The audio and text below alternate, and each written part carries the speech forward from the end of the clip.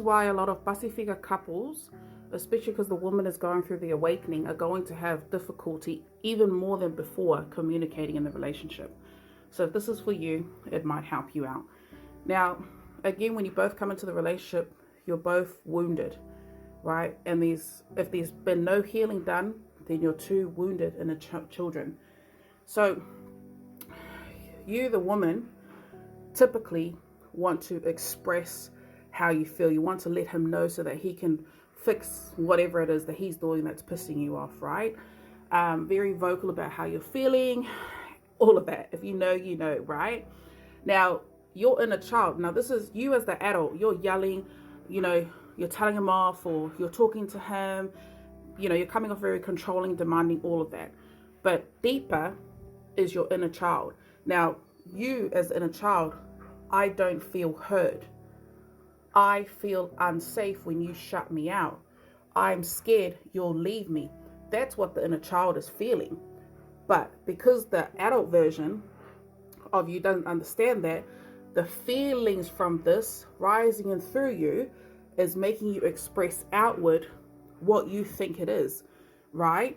Now, your partner, he's closed off because you're always going to, 99% of the time on this journey, you're attracting the one that is opposite to you, right? So that he can trigger you. He's the mirror.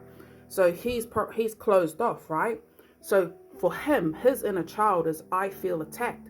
So you're trying to express and let him know, but his nervous system is like, I feel attacked.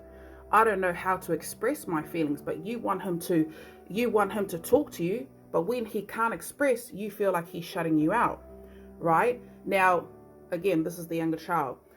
If he's like, I'm scared I'll never be enough. So this is what he experienced growing up as a child. This is what you experienced growing up as a child.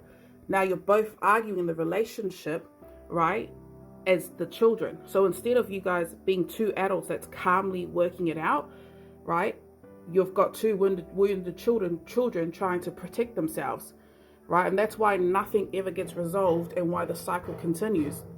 Now, we have to understand that trauma, when we speak about trauma that happened to the inner child, now these are the examples of ages that you would have had some kind of impact as the inner child. Now, trauma are wounds that you can't see, right, that affect how you feel, think, and react. Now, often long after the event. So like I said, this could have happened when you were 3 years old. Like a wound could have happened then, but it still lives in you, in your nervous system and subconscious programming, until you do that mind, body, and soul work that I always talk about, right? So it doesn't have to be something big. A lot of people think that when we talk about trauma, we talk about accidents or very obvious things. No, right? It doesn't have to be extreme. It can even be repeated small experiences like constant criticism or neglect that can be traumatic, right? So, okay, I'm not going to go too far into this, but when you guys understand that this is much deeper than you guys arguing in that, that's why it would help you guys here. And this is what obviously I do.